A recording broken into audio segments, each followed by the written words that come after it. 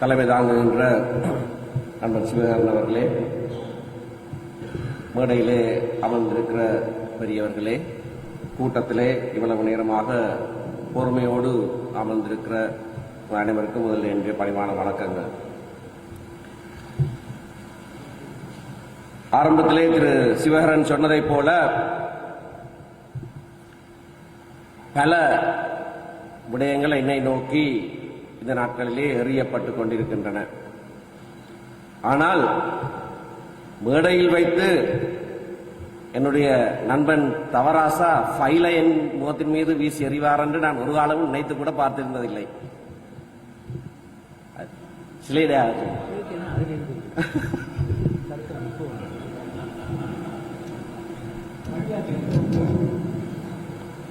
சரி, பரவாயில்ல, ஃபைல மட்டும்தான் அறிந்தார். எங்களுக்கு கொடுக்கப்பட்ட தலைப்பு, ஏன் உங்களுடைய அரசியல் கட்சிக்கு நீங்கள் மக்கள் வாக்களிக்க வேண்டும் என்பதால்.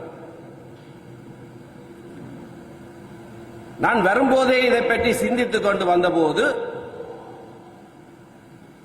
ஏன் தமிழ் தேசிய கூட்டமைப்புக்கு வாக்களிக்க வேண்டும் என்பதை நான் மிகவும் சுருக்கமாக சொல்லுவேன். ஆனால் வருகிற மற்றவர்களை பற்றியும் நான் சற்று சிந்தித்தேன்.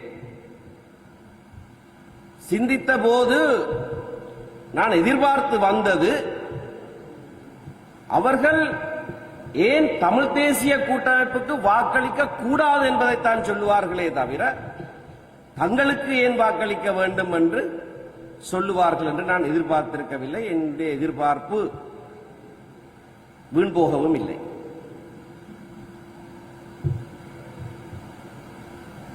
இந்த ப்ரோசஸ் ஆஃப் எலிமினேஷன் என்று திரு தவராஜா சொன்னார், விலக்குதல்.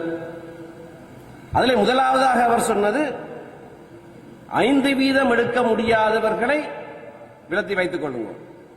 5% எடுக்க முடியாத விலத்தி வைத்துக் கொள்ளுங்கள். இங்கே பெரியவர்கள் பலர் பேசுகிற போது ஃபாதர் ஜெயக்குமாரும் அதனை வலியுறுத்தி சொன்னார். வடக்கு கிழக்கு இணைந்த எங்களுடைய தாயக பிரதேசம், திரு ஐங்கரநேசனும் அதை பற்றி சொல்லியிருந்தார். அந்த தாயக பிரதேசத்திலே இருக்கிற 5 தேர்தல் மாவட்டங்களிலேயும் 5% கடக்க வேண்டும். யாழ்ப்பாணத்தில் மட்டும் 5% கடக்கிறவர்களையும் தள்ளித்தான் வைக்க வேண்டும். அவர்கள் தான் முதல் தள்ளி வைக்க வேண்டும். யாழ்ப்பாணம் மட்டும்தான் தமிழ் தேசம் என்று நினைத்துக் கொண்டிருக்கிறவர்களை முதலில் தள்ளி வைத்து விடுங்கள். கிழக்கு எந்த பக்கம் இருக்கிறது என்று தெரியாமல் பலர் இன்றைக்கு போட்டியிட்டுக் கொண்டு தேசியம் பேசிக் கொண்டிருக்கிறார்கள். 5% அங்கே எந்த மாவட்டத்திலையும் கடக்க மாட்டார்கள், வண்டியிலேயும் கடக்க மாட்டார்கள். அப்படி பார்த்தால் அவருடைய முறையை அமுல்படுத்தினாலேயே எஞ்சுவது தமிழ் தேசிய கூட்டமைப்பு ஒன்றுதான். வேறு எவருக்கும் இந்த 5 மாவட்டங்களிலேயும் இருந்து ஒரு முழுமையான தமிழ் பிரதிநிதித்துவத்தை கொண்டு செல்வதற்கான திராணி கிடையாது. அதில் அவர்கள் கூட மாற்று கருத்து சொல்ல மாட்டார்கள். அவர்களுடைய இலக்கு கூட யாழ்ப்பாணத்தில் 1 ஆசனம், கூடி போனர் யாழ்ப்பாணத்தில் 2 ஆசனம். இதுதான் அவர்களுடைய தமிழ் தேசியம் இன்றைக்கு. சரி, அவர்களை விட்டு விடுவோம். நான் திரு தவராஜான முறையை நான் பின்பற்ற இல்லை.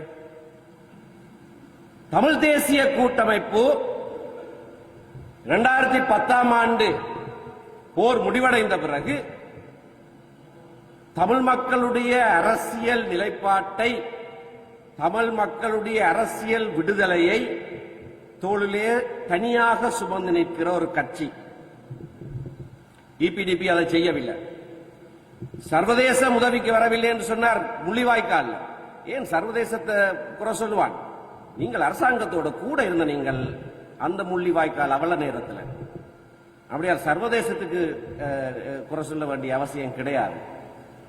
தமிழ் மக்களுடைய விடுவிப்புக்கு தமிழ் தேசிய கூட்டமைப்பு 2009ஆம் ஆண்டுக்கு பிறகு முழுமையான பொறுப்பை ஏற்றிருக்கிறது. ஏன் எங்களுக்கு வாக்களிக்க வேண்டும்? நான் அடிமட்டத்தில் இது சொல்றேன். முதல்ல 2010ஆம் ஆண்டு தேர்தல் வருகிற போது ராஜபக்ச அரசாங்கம் சொல்லி இருந்தார்கள், ஒரு நாடு ஒரு தேசம், தமிழ் மக்களுக்கு தனியான ஒரு இடம் இந்த தீவிலே கிடையாது. அப்படி சொன்னார்கள். அதை பெறுவதற்கு ஆயுதம் எடுத்து போராடினார்கள். அவர்களை நாங்கள் தோற்கடித்து விட்டோம். இனி அந்த அரசியல் நிலைப்பாட்டுக்கு இடமில்லை என்று சொன்னவர் 2010ஆம் ஆண்டு தேர்தல் முடிந்த கையோடு கலாநிதி மன்மோகன் சிங், இந்திய பிரதம மந்திரி, அவரை அழைத்து தமிழ் தேசிய கூட்டமைப்போடு பேசுங்கள் என்று சொன்னவுடனே எங்களோடு பேச்சுவார்த்தை ஆரம்பித்தார். சர்வதேசம் இந்தியாவும் சில விஷயங்களை செய்யும். முழுமையாக அவர்கள் தான் எங்களுக்கு முடிவு தர மாட்டார்கள். ஆனால் சில விஷயங்களை செய்வார். எங்களையும் அழைத்து பேசினார். ஜூலை மாதம் 7ஆம் தேதி எங்களை அழைத்து சொன்னார், சென்ற கிழமை உங்களுடைய ஜனாதிபதிக்கு நான் இதை சொல்லி இருக்கிறேன். ஏனென்றால் உங்களுடைய மக்கள் வடக்கிலும் கிழக்கிலும் உங்களுக்கு ஆணையை கொடுத்திருக்கிறார்கள். ஆனபடியினாலே நீங்கள் அவர்களோடு பேச வேண்டும் என்று சொல்லி இருக்கிறேன் என்று சொன்னார். நாங்களும் பேசினோம். 2011ஆம் ஆண்டு ஜனவரி 10ஆம் தேதி தொடக்கம் அடுத்த ஆண்டு ஜனவரி 17, 18, 19 பேச்சுவார்த்தை நடக்க இருந்து அவர்கள் வராமல் விட்ட வரைக்கும் 18 சுற்று பேச்சுவார்த்தைகள் நாங்கள் நடத்தினோம். 2-3 சுற்று பேச்சுவார்த்தைகள் முடிந்தவுடனே திரு டக்ளஸ் தேவானந்தா சொன்னார், அவர்கள் மட்டுமல்ல பிரதிநிதிகள், நாங்களும் 3 பேர் இருக்கிறோம், எங்களோடையும் பேச வேணும். அவர்கள் அரசாங்கத்தில் இருக்கிறார்கள், எங்களோடையும் பேச வேணும். அதுக்கு பிறகு நாங்கள் பேச்சுவார்த்தைக்கு போனால் ஜனாதிபதி செயலகத்தில் தான் பேச்சுவார்த்தை நடக்குது. நாங்கள் பேச்சுவார்த்தை ஒரு 1.5 மணித்தியாலம் 2 மணித்தியாலம் முடிந்து நாங்கள் வெளியே வர வெளியில காரிடோருக்கு அந்த 3 பேரும் இருப்பினோம். அவர்கள் உள்ள போவார். ஏன் அவர்களும் பேச போகிறார்களாம். ஜனாதிபதி செயலகத்தில் வாகனங்கள் தரிப்பிடத்தில் வாகனங்கள் நிறுத்த இடம் இல்லை. அப்ப வாகனங்கள்லாம் தள்ளித்தான் இருக்கு. அப்ப நாங்கள் கீழே வந்த பிறகு அதுக்கு பிறகுதான் வாகனங்களை கூப்பிட்டு வாகனங்கள் வரும். கொஞ்சம் நேரம் எடுக்கும். அநேகமான நேரங்கள்ல எங்கட வாகனம் வரும் முதலே இவர்கள் வந்து விடுவார்கள். கீழே பேச்சுவார்த்தை முடிஞ்சிச்சு. நாங்க மிச்சம் விட்ட டீயை குடிச்சிட்டு வந்துடுவார். அது 3 பேர் போயிருந்தபடியா அந்த பிரச்சனை இருந்தது. சென்ற பாராளுமன்றத்தில் வடக்கு கிழக்கிலிருந்து தெரிவு செய்யப்பட்ட 18 பாராளுமன்ற உறுப்பினர்கள் நாங்கள் 16 பேர் ஆனபடியினால அந்த பிரச்சனை இருக்கையில திரு டக்ளஸ் தேவானந்தாவும் இருந்தார் தனியொருவராக. வழிநடத்தல் குழுவிலையும் அவர் ஒரு அங்கத்தினர், 21 உறுப்பினர் கொண்ட வழிநடத்தல் குழுவிலையும் அவரும் ஒரு அங்கத்தினர். ஏனென்றால் எல்லா கட்சிகளுக்கும் விட தமிழ் தேசிய கூட்டமைப்புக்கு 2 இடம் தான், ஆனால் இபிடிபிக்கு ஒரு இடம். ஆனால் அங்கே அவர் எங்களுக்கு அவ்வளவு பிரச்சனை கொடுக்கையில பேசாம இருந்தார். நாங்கள் முதல் 5 வருடங்களிலே எங்களுடைய இனப்பிரச்சனைக்கான தீர்வுக்காக எல்லா முயற்சிகளையும் செய்தோம். இலங்கை அரசாங்கத்தோடு பேச வேண்டிய நேரத்திலே பேசினோம். அவர்கள் பேச்சுவார்த்தையை முறித்தார்கள். அதற்கு பிறகு அமெரிக்கா எங்களை அழைத்து பேசியது. சர்வதேச ரீதியிலே சில அழுத்தங்களை கொண்டு வந்தது. எங்களோடு நடத்தின பேச்சுவார்த்தை அக்டோபர் 2011ஆம் ஆண்டு 4 நாட்கள் எங்களோடு நடத்தின பேச்சுவார்த்தைக்கு பிறகுதான் 12 மார்ச்சிலே முதலாவது தீர்மானத்தை அமெரிக்கா கொண்டு வந்தது. அந்த வேளைகளிலே அரசாங்கத்துக்கு உதவுகளாகவும் சில தமிழ் கட்சிகள் ஜெனீவாவிலே போய் நின்றார்கள். ஆனால் அது கணக்கெடுக்க வேண்டிய அவசியம் இல்லை. அது அந்த பேச்சுவார்த்தைக்கு போயிட்டு வர மாதிரி. நாங்கள் அந்த காலகட்டத்திலே அப்படியான ஒரு அழுத்தத்தை செய்யக்கூடியதாக மட்டும்தான் இருந்தது. ஆனால் நாங்களும் சேர்ந்து ஒரு ஆட்சி மாற்றத்தை ஏற்படுத்தின பிறகு 2015 19 வரைக்கும் நாங்கள் பல விடயங்களை செய்திருக்கிறோம். விசேடமாக அரசியல் அமைப்பு உருவாக்கத்திலே மிகப்பெரிய பங்கு நாங்கள் வகித்திருக்கிறோம். நான் திரு டக்ளஸ் தேவானந்தா எங்களுக்கு பிரச்சனை கொடுக்கவில்லை, பேசாமல் இருந்தார் என்று சொன்னேன். ஆனால் திரு தவராஜா அதீத பங்களிப்பு அதில் எங்களுக்கு செய்தார். மிகவும் உதவியாக இருந்தார். அதை குறித்து, அந்த வரைவை குறித்து, இடைக்கால வரைவை குறித்து இளைஞர்கள் மத்தியிலே பல இடங்களிலே நாங்கள் போய் பேசின போது நானும் போய் பேசினேன். அவரும் கூட வந்து அதை பற்றி பேசினார். திரு சித்தார்த்தன் அந்த உபகுழு அறிக்கையை தயாரிப்பதிலே மிகவும் சிறப்பாக பங்கேற்று எங்களுக்கு உதவி செய்தவர். அவருக்கும் தெரியும். ஒரு இணக்கப்பாட்டை ஏற்படுத்தி பாராளுமன்றத்திலே அங்கம் வகிக்கிற அனைத்து கட்சிகளுடைய இணக்கப்பாட்டோடும் உருவாக்கப்பட்ட வரைவுதான் சென்ற வருடம் ஜனவரி மாதம் 16ஆம் தேதி பாராளுமன்றத்திலே சமர்ப்பிக்கப்பட்ட வரைவு. அந்த அரசியலமைப்பு உருவாக்க பணிகளிலே 3 விடயங்கள் முன்னிறுத்தப்பட்டது. ஒன்று அதிகார பகிர்வு சம்பந்தமானது, இரண்டாவது நிறைவேற்று அதிகார ஜனாதிபதி முறை ஒழிப்பு, மூன்றாவது பாராளுமன்ற தேர்தல் முறை சீர்திருத்தம். கடைசி 2 விடயங்கள் சம்பந்தமாக அங்கு முரண்பாடு இருந்தது, கட்சிகளுக்கு இடையிலே முரண்பாடு இருந்தது. ஆனால் அதிகார பகிர்வு சம்பந்தமாக எந்த முரண்பாடும் இருக்கவில்லை. இன்னும் அதிகமாக சொல்ல போனால், இப்பொழுது ஆட்சிக்கு வந்திருக்கிற தரப்பு ஐக்கிய மக்கள் சுதந்திர முன்னணி என்ற பெயரிலே அவர்கள் அன்றைக்கு இருந்தார்கள். அவர்களுடைய முதலமைச்சர்கள் தான் வடக்கு கிழக்கை தவிர்த்த மற்ற 7 மாகாணங்கள் முதலமைச்சராக இருந்தவர்கள். அவர்கள் வழிநடத்தல் குழுக்கு முன்பாக வந்து அவர்களே கேட்டார்கள் அதிகார பகிர்வு. அவர்களே சொன்னார்கள் ஆளுநருடைய அதிகாரங்களை குறையுங்கள் என்று. ஒருவர் சொன்னார் ஆளுநர் என்ற பதவியே தேவையில்லை என்று சொன்னார். அவற்றை தொகுத்துத்தான் நாங்கள் அதனை தயாரித்தோம். ஏனென்றால் அது ஒரு ராஜதந்திர நகர்வு, சிங்கள மக்கள் மத்தியிலேயே சொல்லக்கூடியதாக இது உங்களுடைய முதலமைச்சர்களே கேட்டுக்கொண்ட விடயங்கள் இங்கே தொகுக்கப்பட்டிருக்கிறது. அவர்களுடைய சமர்ப்பணத்தை நாங்கள் அந்த என்ன கிராஸ் ரெஃபரன்ஸ் செய்து காட்டியிருக்கிறோம். ஆகவே அது நிறைவேற்றப்படவில்லை, அது எங்களுக்கு தெரியும். ஆனால் அனைத்து கட்சிகளும் இணங்கி முதன்முறையாக தமிழ் கட்சியும் இணங்கி ஒரு வரைவு, ஒற்றையாட்சி முறை அல்லாத ஒரு வரைவு பாராளுமன்றத்திலே சமர்ப்பிக்கப்பட்டிருக்கிறது. முதல் தடவை அல்ல, மன்னிக்க வேண்டும், 2000 ஆகஸ்டில் சந்திரிகா அம்மையார் சமர்ப்பித்த வரைவு ஒற்றையாட்சி வரைவு அல்ல, இது 2வது தடவை. ஆனால் அந்த தடவை நாங்கள் அதிலே பங்கேற்றிருக்கவில்லை. ஆரம்பத்திலே கலாநிதி நீலன் திருச்செல்வம் பங்கேற்றிருந்தாலும் கூட இறுதியாக தமிழர் விடுதலை கூட்டணி அதற்கு ஆதரவாக செயற்படவில்லை. ஆனால் இந்த தடவை முற்று முழுதாக நாங்கள் அதிலே இணங்கி செயற்பட்டிருக்கிறோம். அதை நிறைவேற்ற வேண்டும். இனி வருகிற நாட்டில் எப்படி நிறைவேற்றுவீர்கள் என்று கேட்டால் நியாயமான கேள்வி. இந்த கிரிக்கெட் விளையாடுகிறவர்களுக்கு தெரியும், கொஞ்சம் சூரியன் மறைகிற நேரம் வந்துட்டது என்று சொன்னால், ஒரு விக்கெட் விழுந்துட்டது என்றால் ஒரு நைட் வாட்ச்மேன் அனுப்புறது. ஏன், அடுத்த நாள் காலை வரைக்கும் இன்னொரு விக்கெட் விழக்கூடாது, அவர் தடுத்து தான் ஆடுவார்.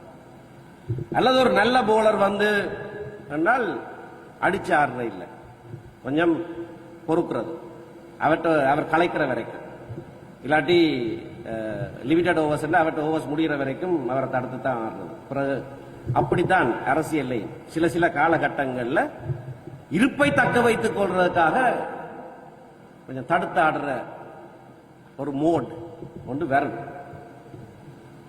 அடுத்த 2 வருஷங்களே ஒன்றும் நடக்காது என்று சொல்லப்பட்டது, சில பல அப்படி இருக்கலாம். ஆனால் அப்படியான ஒரு காலகட்டத்துக்குள்ள நாங்கள் போனாலும் கூட அந்த காலகட்டத்திலேயும் நாங்கள் இருந்ததையும் இழக்காத வண்ணமாக இருக்க வேண்டும். அதை எப்படி செய்வது? தமிழ் தேசிய கூட்டமைப்பு மீண்டும் அந்த ஒரு அணியாக பாராளுமன்றத்தில் இருப்பதனால் மட்டும்தான் அதை செய்ய முடியும். கூறாக பிரிந்து ஒவ்வொருவருக்கும் நாங்கள் இந்த பல இடங்களில் சொல்லியிருக்கிறது, மாற்று அணி என்று சொல்றதெல்லாம் பச்சை பொய். மாற்று அணி என்றால் என்ன? எங்களை தூக்கி வெளியால போட்டுட்டு அவர்கள் வந்து 15 பேர் பாராளுமன்றத்துக்கு போகணும், அதுதான் மாற்று அணி. எங்கட எண்ணிக்கையை 10ஆக குறைச்சிட்டு அவையில் ஒருவர் 2 பேர் அங்கே இருந்த ஒருவர் இங்கே இருந்த ஒருவர் வர்றது மாற்று அணியே இல்லை. அது எங்களை பலவீனப்படுத்துகிற ஒரு செயல். நாங்கள் இதுகால வரைக்கும் நியாயமாக செயற்பட்டிருக்கிறோம். ஜனநாயக வழியிலே எனக்கு முழுமையான நம்பிக்கை இருக்கிறது. ஆனபடினால் தான் இந்த அரங்குக்கும் நான் வருவதற்கு சம்மதித்தேன். ஏனென்றால் சிவகரன் ஏற்கனவே சொன்னதைப் போல நாங்கள் இந்த வெளியை எங்களுடைய மக்கள் மத்தியிலே கொண்டு வர வேண்டும். அது இல்லாமல் இருக்கிறது. சில விடயங்களை நான் சொல்லி முடிக்க போகிறேன். இது என்னுடைய தனிப்பட்ட கருத்து என்று சொல்லி முடிக்க போறேன். ஏனென்றால் இல்லாவிட்டால் இப்ப நான் சொன்ன உடனே என்ற கட்சியிலிருந்து சில பேர் சொல்லுவார்கள் இது அவற்ற தனிப்பட்ட கருத்து. முதலே நானே சொல்றேன், இது என்னுடைய தனிப்பட்ட கருத்து. இருக்கிற பாராளுமன்ற உறுப்பினர்களுக்கு ஆட்டோமேட்டிக்காகவே நியமனம் கொடுக்க வேண்டாம் இளைஞர்களுக்கும் யுவதிகளுக்கும் முன்னுரிமை கொடுக்க வேண்டும் என்று நான் கேட்ட நான் கட்சி அதனை பின்பற்றவில்லை. அப்படி கொடுக்க வேண்டும், அப்படியாகத்தான் செய்ய வேண்டும் என்பது என்னுடைய தனிப்பட்ட கருத்து. என்னுடைய கட்சி அதை ஏற்றிருக்கவில்லை. தோற்கிறவர்களைத்தான் நிறுத்துகிறோம் என்று திரு கணேசன் சொன்னார். இதே மேடையில இருந்து நான் சொல்லியிருக்கிறேன். அதை இருக்கிறவர்களுக்கு நாமினேஷன் கொடுத்தா மிகுதி ஆட்கள் தோற்கிறாக்களை தான் நியமிக்கிறது வேணும். இல்லாட்டி அவர்கள் ஒரு ஆள் வேண்டாம், நாங்கள் ஒரு ஆள் தோக்க வேண்டி வந்தோம். அதைத்தான் எங்கட கட்சியும் கடைபிடித்தது. மிக தவறான செயற்பாடு. ஆனால் இப்ப நான் சொல்வது என்னுடைய தனிப்பட்ட கருத்து. பெண்களுக்கு 50% நியமனம் கொடுக்க வேண்டும் என்று சென்ற பாராளுமன்ற தேர்தலில் நான் பகிரங்கமாக சொல்லியிருந்தேன். இறுதியில் யாழ்ப்பாண எங்கட நியமன லிஸ்ட்ல ஒரு பெண்ணும் இல்லாத ஒரு சூழ்நிலை வந்த போது நான் போட்டியிட மாட்டேன், அரசியலில் இருந்து ஒதுங்குவேன் என்று சொன்ன பிறகுதான் ஒரு பெண்ணை மருந்துக்கு சேர்த்தார்கள். இதை நான் பகிரங்க வழியில சொல்லியிருப்பேன். இந்த தடவை 50% என்று கேட்கறதிலே பிரயோசனம் இல்லை. ஆனால் முடிந்தவரை பெண்களுக்கு எல்லாரும் இல்லை என்று சொல்வதில்லை. எனக்கு ஞாபகம் இருக்கு, 2015ஆம் ஆண்டு நான் இதை சொன்ன போது எங்களுடைய கட்சியிலே அப்பொழுது இருந்த ஒருவர், பங்காளி கட்சியா இருந்தவர், அவர் சொன்னார், சுமந்திரன், அப்ப உங்களுடைய இடத்தை ஒரு பெண்ணுக்கு கொடுக்க நீங்கள் தயாரா? நான் அவருக்கு சொன்னேன், ஆண்களுக்கும் 50% இடம் இருக்குதானே, ஆண்களுக்கும் 50% இடம் இருக்கு. நான் அதுக்குள்ள வாரன். நீங்கள் வேணுமெண்டா, அவருக்கு கொஞ்சம் நீண்ட கூந்தல் இருந்தது, நீங்கள் வேணுமெண்டா மற்ற பக்கத்தால வாங்க, நீங்க வேணுமெண்டா மற்ற பக்கத்தால வாங்க அவருக்கு சொன்னேன். அவரும் இப்ப என்ன ஒரு விவாதத்தை கலைச்சிருக்கிறார். நாங்கள் இது அடிப்படையான விஷயங்கள், இது மிகவும் அடிப்படையான விஷயங்கள். நாங்கள் தகுதியானவர்கள் நியமிக்க வேண்டும். தகுதியானவர்கள் நியமித்தால் மக்கள் வாக்களிப்பார்கள். மக்கள் வாக்களிக்கிறார்கள், இல்லை வாக்களிக்கிறார்கள் சொல்லிக் கொண்டிருக்கிறதுல பிரயோசனம் இல்லை. நியமனங்கள்ல தான் பெருந்தவறுகள் செய்யப்படுகின்றன. ஆனால் இந்த சூழலுக்குள்ளே எங்களால் செய்யக்கூடியதாக இருப்பது இவ்வளவுதான். அரசியல் சூழலையும் நான் தமிழ் தேசிய கூட்டமைப்பு வாக்குறுதி கொடுத்த பலவற்றை நிறைவேற்றவில்லை என்பதை நான் ஏற்றுக்கொள்கிறேன். எல்லாவற்றையும் நாங்கள் செய்து முடித்தோம் நான் சொல்லவில்லை. ஆனால் நாங்கள் நியாயமாக, நாங்கள் நேர்மையாக, எங்களால் இயன்றவரை நாங்கள் முயற்சி செய்தோம். அது என்ன முயற்சி என்பதையும் நாங்கள் சொல்லி இருக்கிறோம். அடுத்து வருகிற காலத்திலேயும் எப்படியாக அந்த முயற்சி முன்னேறும் என்பதையும் சொல்லியிருக்கிறோம். பொருளாதார விஷயத்தை பற்றி மிக தெளிவாக நாங்கள் சொல்லியிருக்கிறோம். ஒரு மாற்று பொருளாதார அமைப்பு ஒன்றை ஏற்படுத்துவோம், அதன் மூலமாக எங்களுடைய இளையவர்களுக்கு வேலைவாய்ப்புகளை பெற்றுக் கொடுப்போம் என்று எங்களுடைய தேர்தல் விஞ்ஞாபனத்தில் இந்த தடவை முதல் தடவையாக நாங்கள் விவரமாக சொல்லியிருக்கிறோம். முழுமையாக செய்து முடிப்போம் என்று நான் சொல்ல முடியாது. ஆனால் அதற்கு நாங்கள் எத்தனிப்போம்.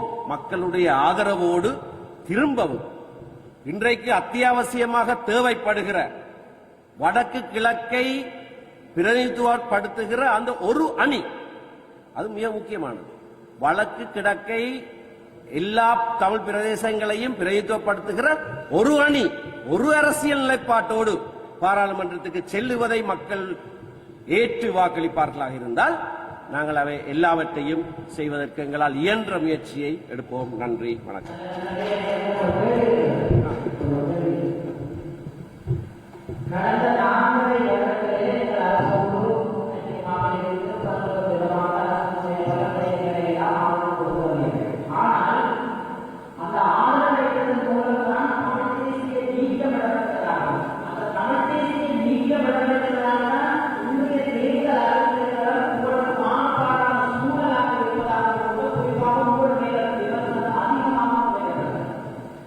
தமிழ் தேசிய நீக்கம் தமிழ் தேசிய கூட்டமைப்பு செய்யவே இல்லை. இன்றைக்கு பார்த்தீர்களானால் எங்களுடைய விஞ்ஞாபனத்தை பார்த்தவுடனே இதோ சமஷ்டி கேட்கிறார்கள், ஒரு நீதிமன்ற தீர்ப்பை வைத்துக் கொண்டு எங்களை மிரட்டுகிறார்கள் சொல்றார். அந்த நீதிமன்ற தீர்ப்பை பெற்றது யார்? அந்த நீதிமன்ற தீர்ப்பை வாதாடி பெற்றது நான், நீதிமன்றத்தில் வாதாடினது நான். எங்களோட கட்சிக்கு எதிராக பதியப்பட்ட நீதிமன்ற ஒரு வழக்கு. சமஷ்டியை கேட்பதற்கு இலங்கை தமிழர்களுக்கு உரிமை உண்டு என்று இலங்கை உயர் நீதிமன்றமே தீர்ப்பு கொடுத்திருக்கிறது. நாங்கள் ஒரு தேசிய இனம், எங்களுக்கு அந்த உள்ளக சுயநிர்ணய உரிமை உண்டு என்ற அடிப்படையிலே நாங்கள் அந்த தீர்ப்பை பெற்று வைத்திருக்கிறோம். எப்படி நாங்கள் தமிழ் தேசிய நீக்க அரசியல் செய்த கொண்டு எவரும் சொல்ல முடியும்?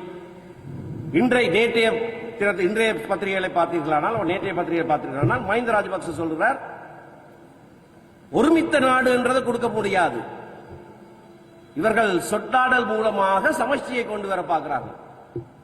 அது எங்கட மக்களுக்கு விளங்க இல்லையே. அதுதான் ஒட்டையாட்சி என்று அவர்கள் எங்கட மக்கள் இல்ல, சிலர் எங்களை விமர்சனம் செய்கிறவர்கள் சொல்லிக் கொண்டிருக்கிறார்கள். எங்களுடைய கட்சி அடிப்படையே சமஷ்டி. எங்களுடைய யாப்பு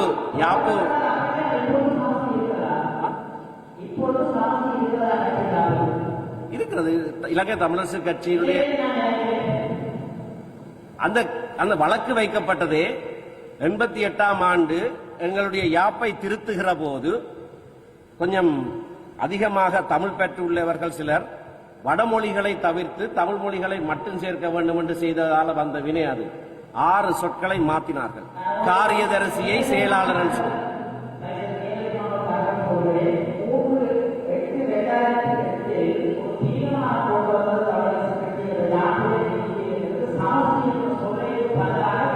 இடைப்பாட்சி அதைத்தான் நான் சொல்ல வரேன். பொருத்தம் அதைத்தான் நான் சொல்ல வரேன். அந்த திருத்தத்தால தான் அந்த பிரச்சனையே வந்தது. வழக்கு வைக்கப்பட்டது எப்படி என்று சொன்னால், சமஷ்டி என்ற சொல்லுக்கு சரியான தமிழ் மொழிபெயர்ப்பு கூட்டாட்சி. ஆனால் இவர்கள் இணைப்பாட்சி என்று சொல்லியிருக்கிறார்கள்.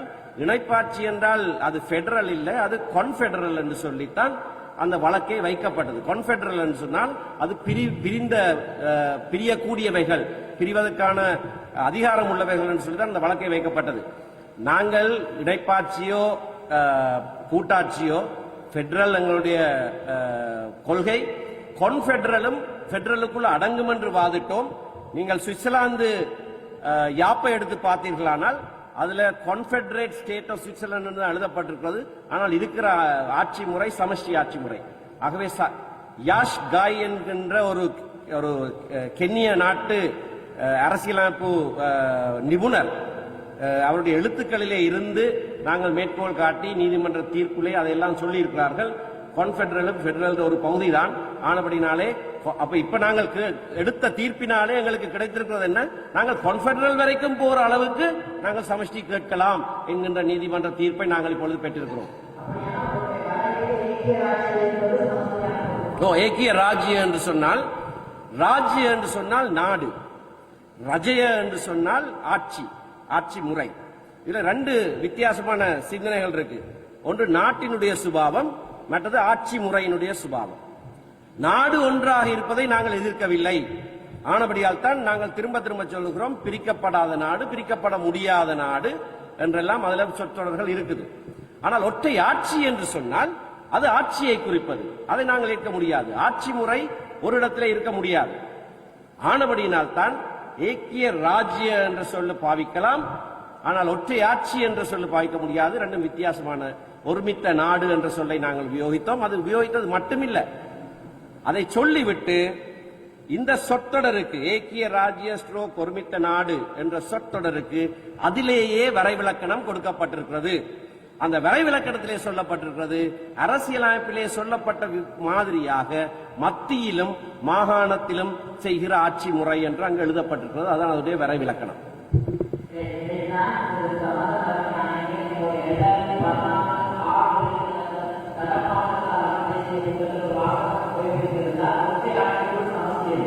அது ஏனென்று சொன்னால், இன்றைக்கு ஒற்றையாட்சியினுடைய பிறப்பிடம் என்று சொன்னால் அது மகாபிரித்தானியா. ஒற்றையாட்சி என்ற எண்ணக்கருவே மகாபிரித்தானியால தான் உருவானது. அது சட்டசபைக்கு தான் பொருந்தும், அது மற்ற அங்கங்களுக்கு பொருந்தாது.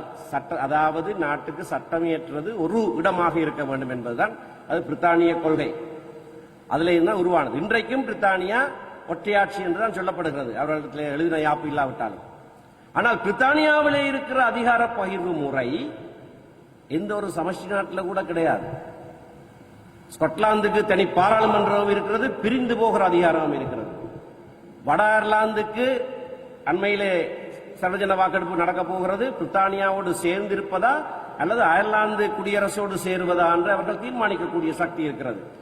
ஆகையினால இன்றைக்கு இந்த சமஷ்டி ஒற்றையாட்சி என்ற பெயர் பதங்களுடைய வரைவிலக்கணம் வெகுவாக மாறி இருக்கிறது.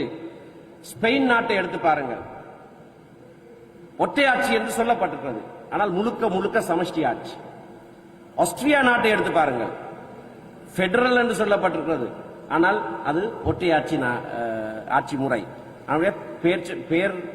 பெயர் பலகைகள்ல எந்த பிரயோசனமும் இல்லை. இந்தியாவில் சமஷ்டி என்று சொல்லப்படவில்லை, ஒற்றையாட்சி என்று சொல்லப்படவில்லை. ஆரம்ப காலத்தில் இந்திய உயர்நீதிமன்றம், இங்கே ஒரு சட்ட மாணவியும் இங்கே இருக்கிறார், முதலாம் ஆண்டிலேயே அரசியலமைப்பு சட்டம் படித்தவர்.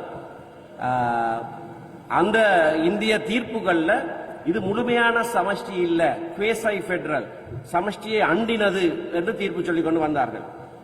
பிறகு கடந்த 30 ஆண்டுகளாக பார்த்தீர்கள் என்றால் இது முழுக்க முழுக்க பெடரல் தான் இந்திய உயர்நீதிமன்றம் தீர்ப்பு கொடுத்து கொண்டு வருகிறது. ஆனால் இப்பொழுது காஷ்மீர்ல இருந்து பதவிகளை அதிகாரங்களை பறித்த பிறகு நீதிமன்ற தீர்ப்புகள் வித்தியாசமாக வரும் என்று நான் எதிர்பார்க்கிறேன். அப்படினால இதுதான் சமஷ்டி, இதுதான் ஒற்றையாட்சி, இதுதான் ரெண்டுக்கு நடுவில் வரைகிற கோடு என்று இன்றைக்கு சர்வதேச சட்டத்தில் எதுவும் இல்லை.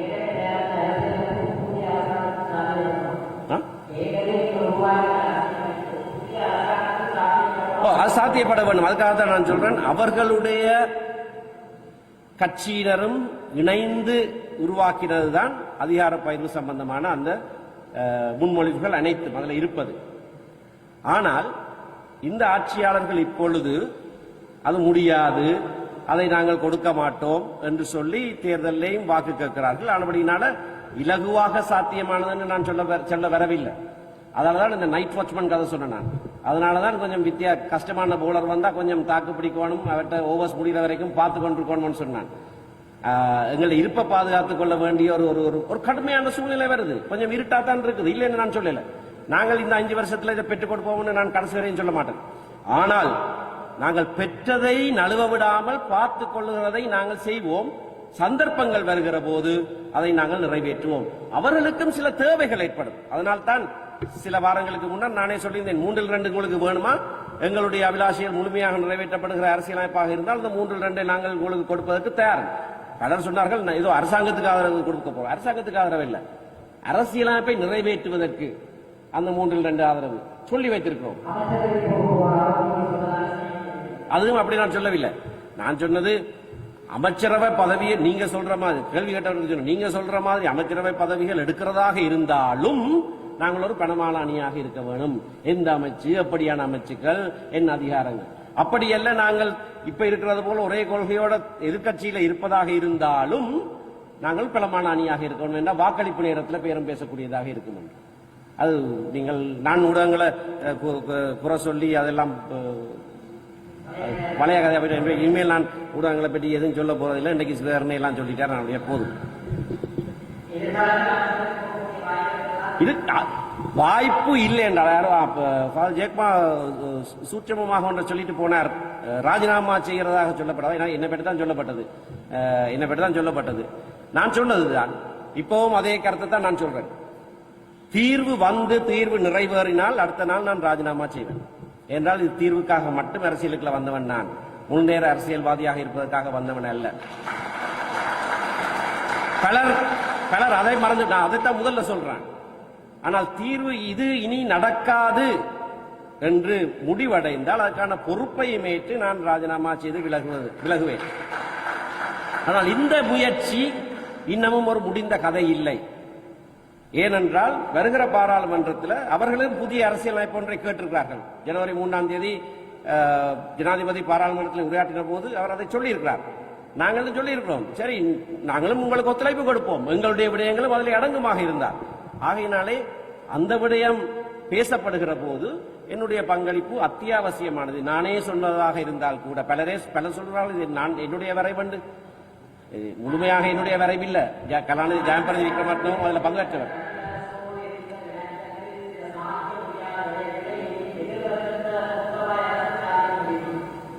கேட்கல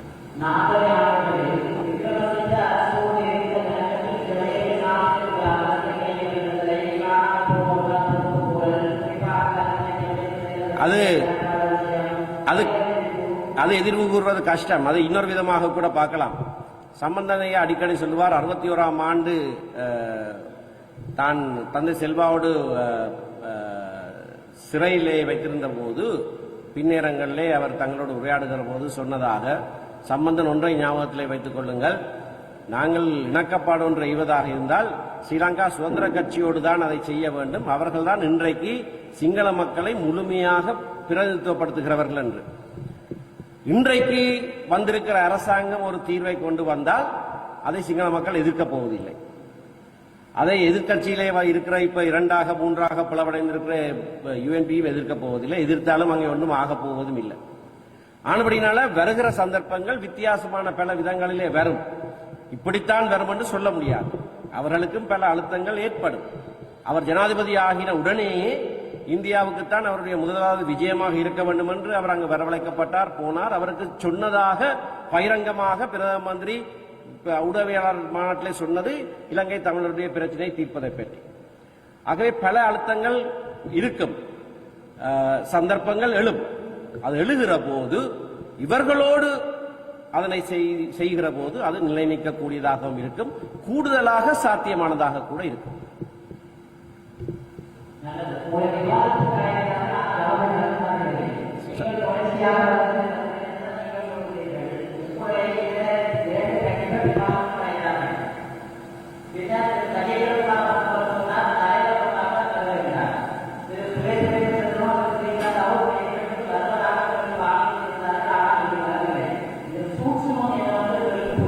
எனக்கும் புரியல.